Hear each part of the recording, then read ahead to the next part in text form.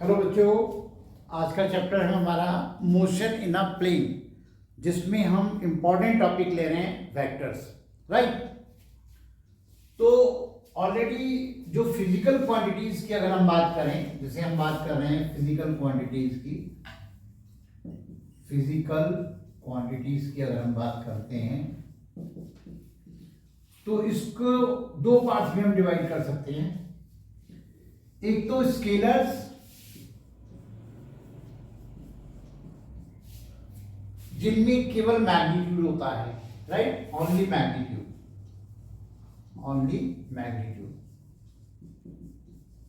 ठीक है। और मैग्नीट्यूड का मतलब है जैसे डिस्टेंस है, या डायरेक्शन का कोई रूल नहीं है, या टाइम है, या मास है, ठीक है ना, या रियल नंबर्स, राइट। तो ये जो है ये आपकी स्केलर क्वांटिटीज हैं, यानी स्केलर्स हैं। और दूसरी तरफ वेक्टर्स आते हैं। वेक्टर्स में जिनमें मैग्नीट्यूड और डायरेक्शन दोनों है, दोनों है बेटा, राइट। जैसे आप बात करेंगे हम डिस्प्लेसमेंट की, वेलोसिटी की बात कर लेते हैं, एक्सेलरेशन, फोर्स,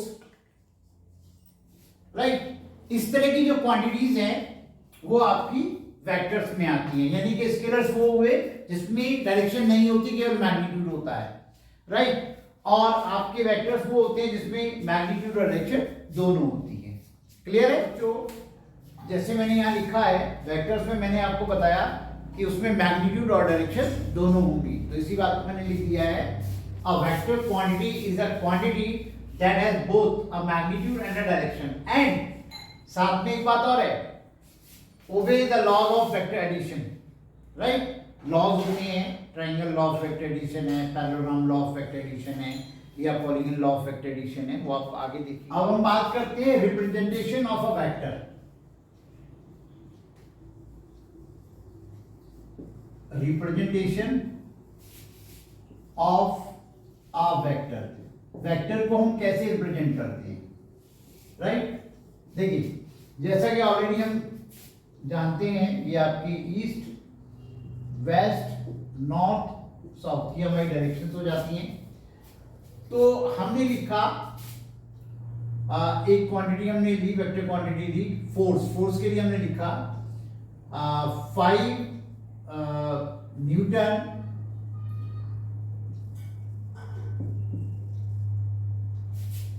ड्यू ईस्ट, ठीक है। अब इसमें मैग्नीट्यूड भी है 5 न्यूटन और डायरेक्शन भी है, तो फोर्स को हमने ऐसे रिप्रेजेंट कर दिया, वेक्टर एफ ऐसे रिप्रेजेंट कर दिया। ओके, वेक्टर्स को जब भी हम देखते हैं, जैसे हमने ए लिया, उस पे वेक्टर का साइन लगा दिया, तो वेक्टर ए हो गया, या वेक्टर बी हो गया, या वेक्टर सी हो गया, इस तरह से हम शो करते हैं, राइट। तो हमने यहाँ लिया 5 न्यूटन ड्यू ईस्ट, ठीक है ना। तो इसमें हम लेते हैं, जैसे हमने ये आपका लिया, तो ओ से पी की तरफ डायरेक्शन है, ये आप देखिएगा, ओ से पी की तरफ की डायरेक्शन है, टुवर्ड्स ईस्ट है, ठीक है ना। और इसकी जो लेंथ है, ये जो लेंथ है वो इसके मैग्नीट्यूड को बता रही है। यहाँ पे हम कुछ भी स्केल में ले लेते हैं, 1 centimetre is equal to 1 newton हमने ले लिया, ठीक है ना। तो यहाँ पे 5 सेंटीमीटर अगर होगा, ये 5 न्यूटन हो जाएगा। तो इस तरीके से हम मैग्नीट्यूड जो है वो, इसका मैग्नीट्यूड, इसकी जो लेंथ है वो मैग्नीट्यूड शो कर रहा है, ठीक है ना।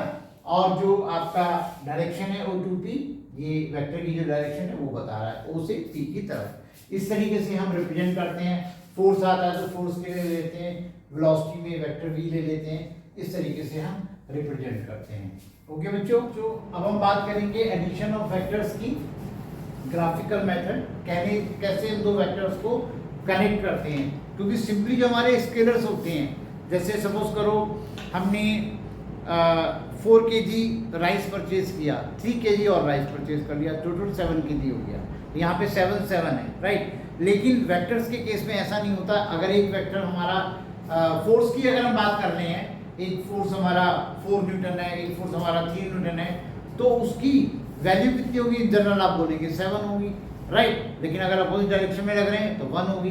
तो दैट मीन्स उसकी बहुत सारी वैल्यूज जो हैं, आगे देखोगे आप इस चीज़ को, बनती हैं। तो वेक्टर्स को हम किस तरीके से ऐड कर रहे हैं उसकी हम बात कर रहे हैं। ओके, तो यहाँ पे एडिशन ऑफ वेक्टर्स में जो है आपके पास there are 3 laws of vector addition, right. There are 3 laws of vector addition. First है ट्रायंगल लॉ।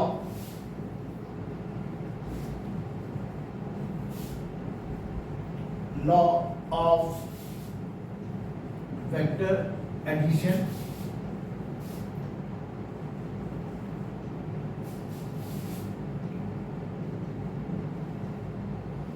फॉर 2 वेक्टर्स, इसमें 2 वेक्टर्स का एडिशन हम देखते हैं।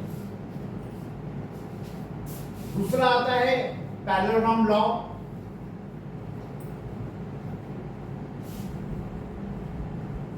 Parallelogram law of vector addition.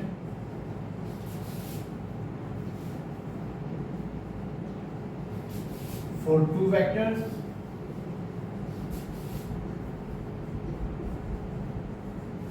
और तीसरा है polygon law. Law of vector addition for more than 2 vectors. More than 2 vectors. तो 3 लॉज जो है हम लेकर के चले हैं इसमें, ट्रायंगल लॉ, पैरेललोग्राम लॉ और polygon law of vector addition, right. अब हम लेते हैं triangle law of vector addition की हम बात कर लेते हैं। देखिए बच्चे, 2 वेक्टर्स मैं आपको यहाँ दिखाता हूं। ये हमारे पास वेक्टर ए है और ये हमारे पास वेक्टर बी है, राइट। इनको हमें कनेक्ट करना है, राइट। कनेक्ट कैसे करेंगे? हमने लिया वेक्टर ए। ध्यान रहे, वेक्टर ए बनाते समय ना तो उसका मैग्नीट्यूड चेंज होगा, यानी इसकी लेंथ चेंज नहीं होगी, ना ही डायरेक्शन चेंज होगी, ओके। और बी वेक्टर को हमने ये बनाया और ये हम हेड को टेल के साथ कनेक्ट करते हैं। जब भी वेक्टर्स को कनेक्ट करेंगे, हेड टू टेल कनेक्ट करेंगे, हेड से टेल कनेक्ट करेंगे, इसको हेड टू टेल मेथड बोलते हैं। Head to tail method, right. तो यहां पे आपने वेक्टर ए बनाया, इसके साथ वेक्टर बी कनेक्ट कर दिया। अब फाइनली ये आपका इस एरो का टेल और ये हेड आपस में मिला देंगे, राइट। तो ये आपका वेक्टर आर होगा, ये आपका vector A plus vector B हो गया। यहां पे आप ध्यान दीजिएगा कि इन दोनों वेक्टर्स को ट्रायंगल की 2 साइड से रिप्रेजेंट कर रहे हैं। तो तीसरी वाली साइड जो है वो आपका रिजल्टेंट बता रही है, इसी को हम बोलते हैं ट्रायंगल लॉ। ध्यान दीजिएगा, दोबारा मैं रिपीट कर देता हूं। ये हमारा चल रहा है ट्रायंगल लॉ, मैं यहां पे लिख देता हूं।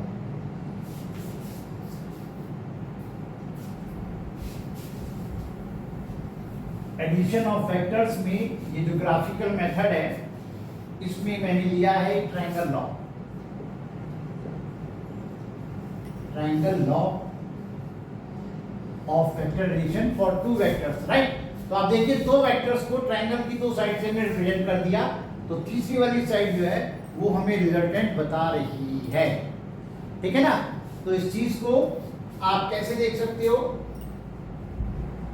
when 2 vectors are represented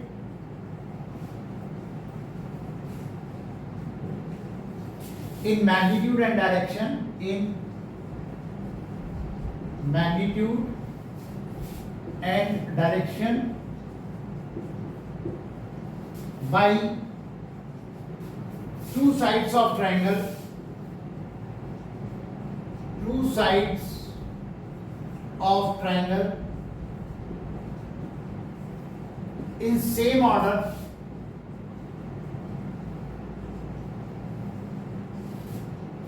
their resultant will be represented, their resultant will be represented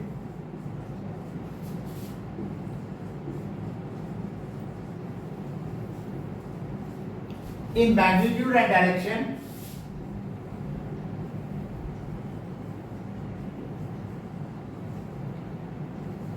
and direction by third side of triangle,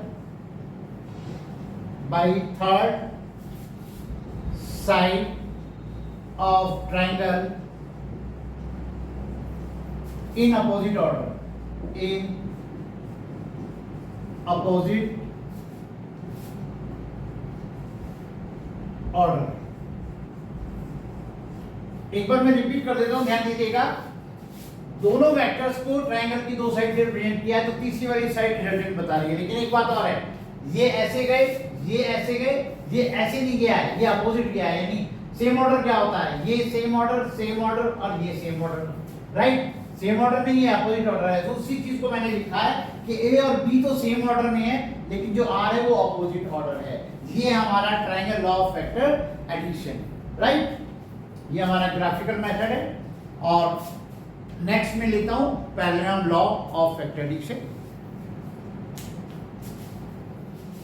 तो बच्चों अब मैं ले रहा हूं parallelogram law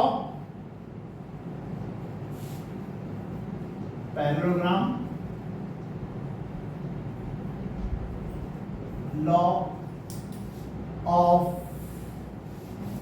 addition of two vectors, right. तो इसमें दो वेक्टर्स आप देख रहे हैं, ए और बी, ठीक है।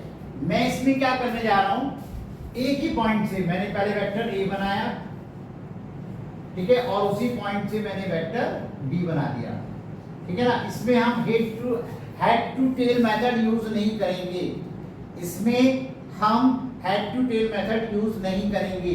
एक ही पॉइंट से वेक्टर ए बना है और उसी पॉइंट से वेक्टर बी बना है, राइट। अब हम क्या कर रहे हैं, इसमें पैरेललोग्राम ड्रॉ कर रहे हैं। ये देखिएगा, इससे हमने पैरेललोग्राम बना लिया, right.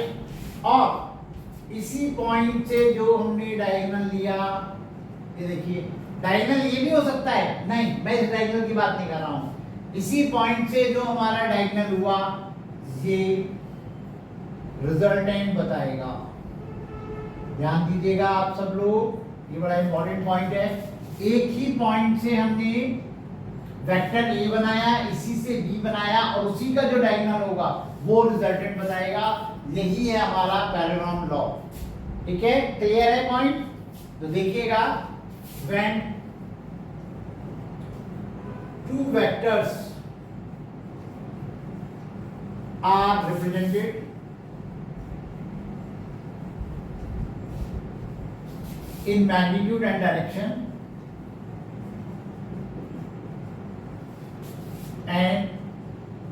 direction by two adjacent sides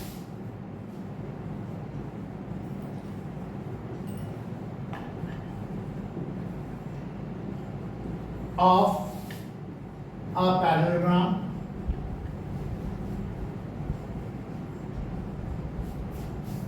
their resultant will be represented, their resultant will be represented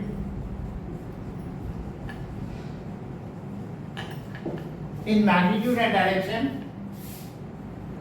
in magnitude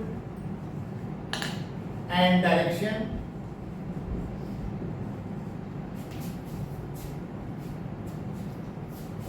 by the diagonal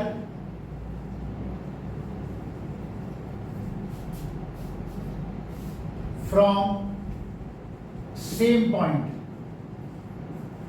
same point का मतलब है इसी पॉइंट से। तो मैंने यहाँ पे two adjacent sides of a parallelogram from a point, from a point, यहाँ पे मैं इसको लिख देता हूँ फ्रॉम अ पॉइंट, यानी इस पॉइंट की वो बात कर रहा है, ठीक है ना। Their resultant will be represented in magnitude and direction by the by the diagonal drawn from same point. इसको मैं ठीक कर देता हूँ, drawn from same point, drawn from same point। ये बड़ी इंपॉर्टेंट बात है, इसी पॉइंट से ये vectors vector A and vector B गए हैं और इसी पॉइंट से हमारा डायगोनल जाना चाहिए, राइट। क्लियर है बच्चों। अब हम ले रहे हैं polygon law of vector addition, right.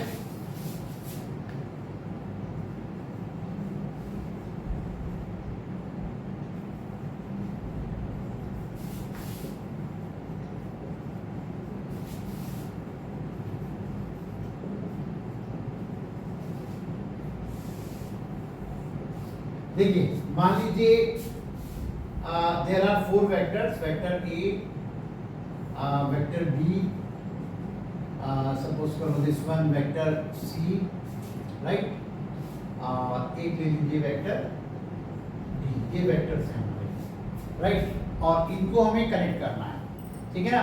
तो कैसे कनेक्ट करेंगे हम? सबसे पहले हमने लिया vector A,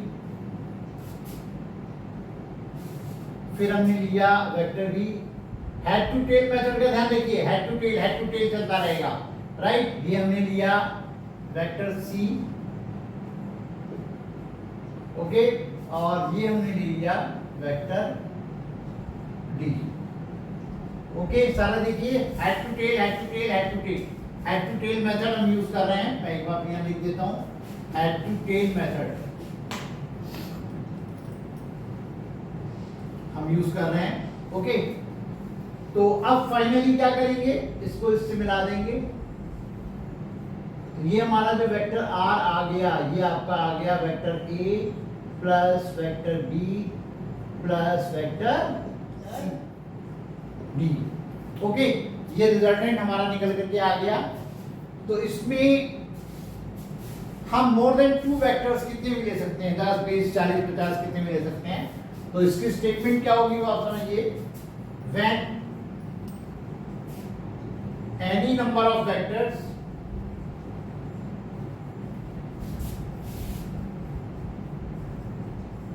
are represented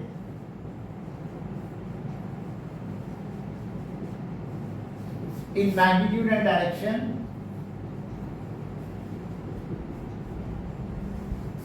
and direction by various sides of polygon in same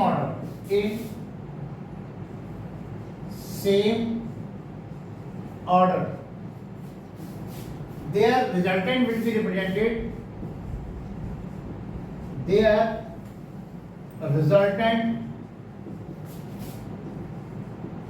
will be represented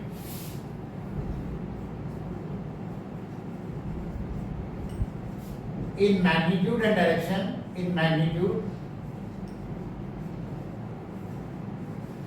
and direction by closing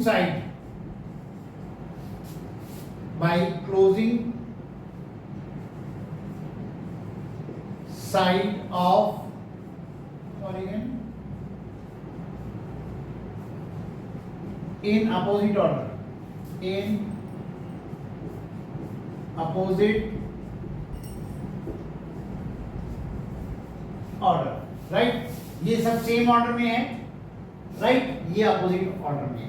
तो एक तरीके से extended form of triangle law हो गई ये। मैं लिख देता हूं यहां पे extended, this is extended form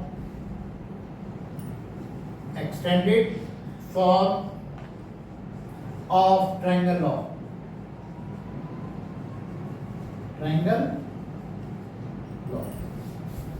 ठीक है ना। आई थिंक आपको ये पॉइंट समझ में आ गया होगा। तो कुल मिला के आपने ट्रायंगल लॉ देखा, पैरेललोग्राम लॉ देखा, पॉलीगन लॉ देखा। तो ट्रायंगल लॉ के हम आगे बढ़ा देते हैं, वही आपका पॉलीगन लॉ हो जाता है। और यहाँ पर यही सारी चीजें जो हमने ग्राफिकल मेथड से की हैं वो एनालिटिकल मेथड से अगली वीडियो में मैं आपको एनालिटिकल मेथड से सॉल्व करके दिखाऊंगा। ओके बच्चों।